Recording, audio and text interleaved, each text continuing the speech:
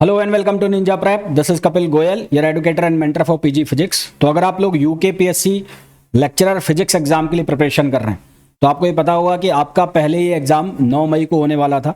किन्हीं कारणों से पोस्टपोन्ड हो गया। मेन रीज़न क्या था कि जो यूपी में यूपी पीजीटी एग्ज़ाम था उससे के साथ ये डेट क्लैश कर रही थी, तो इस वजह से इसको पोस्टपोन कर दिया गया। पोस्टपोन करने के बाद एक नोटिस आता है 22 मई को। उस नोटिस में क्या आता है? उस नोटिस में आता है कि जो एग्ज़ाम पोस्टपोन्ड हुआ था 9 मई और 10 मई वाला, उनको कराया जाएगा जून और जुलाई में, है ना। जून में और जुलाई में उनको कराया जा सकता है। तो पॉसिबल डेट्स क्या हो सकती है जून जुलाई में, वो हम चर्चा करेंगे इस वीडियो के अंदर। तो अगर आप लोग प्रिपरेशन कर रहे हैं यूकेपीएससी फिजिक्स लेक्चरर एग्जाम के लिए तो ये वीडियो आप लोगों के लिए इंपॉर्टेंट होने वाला है। और आप एस्पिरेंट हैं यूकेपीएससी फिजिक्स लेक्चरर एग्जाम के तो प्लीज़ वीडियो को लाइक ज़रूर करें। चैनल को सब्सक्राइब नहीं किया है तो चैनल को सब्सक्राइब ज़रूर करें।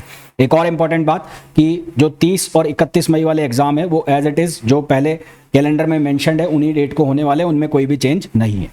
तो चलिए अब बात कर लेते हैं कि जून जुलाई में पॉसिबल डेट्स क्या हो सकती हैं अगर जून जुलाई में एग्जाम होता है तो देखो, मैंने यहाँ पर 2 एग्जाम कैलेंडर की जून जुलाई की डेट्स ली हुई है। एक ली हुई है यूके ट्रिपल एससी के एग्जाम डेट और एक ली हुई है यूके पीएससी। जो ऊपर वाला है वो है यूके ट्रिपल एससी की एग्जाम डेट्स हैं और नीचे वाला जो है वो यूके पीएससी की जो एग्जाम डेट्स हैं। जिन जिन डेट पर जो एग्जाम हो रहा है वो है। इनमें यहाँ खाली डेट क्या है और क्या पॉसिबिलिटी है वो हम देखते हैं।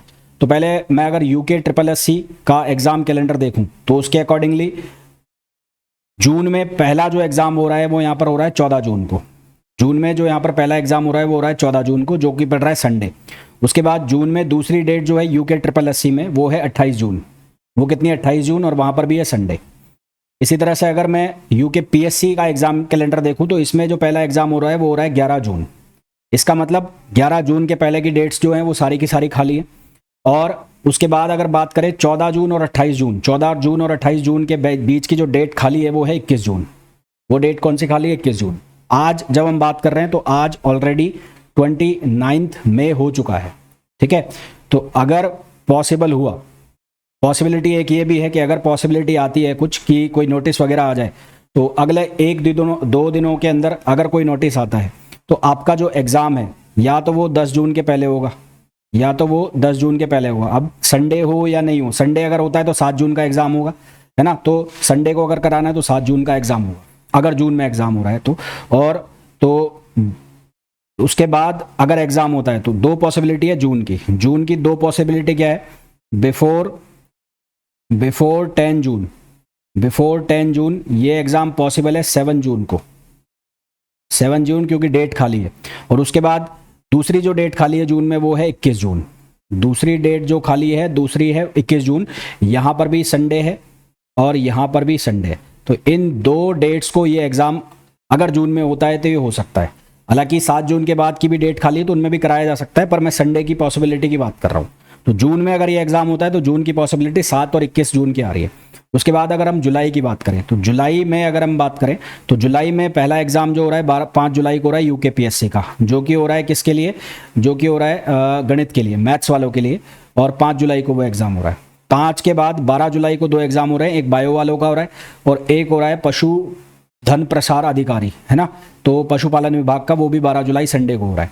उसके बाद तीसरा जो संडे है 19 जुलाई का, उसमें जो उच्च न्यायालय उत्तराखंड की स्क्रीनिंग परीक्षा है वो वहाँ पर प्रस्तावित है, वो 19 जुलाई वहाँ का संडे जा रहा है। उसके बाद 26 जुलाई वाला जो संडे है 25, उसमें कृषि इंटरमीडिएट के स्नातक अर्हता के पद की जो परीक्षा है वो होनी 26 जुलाई को। यानी कि जुलाई के जितने भी संडे हैं वो सारे बिजी हैं, जुलाई वाले संडे सारे बिजी हैं।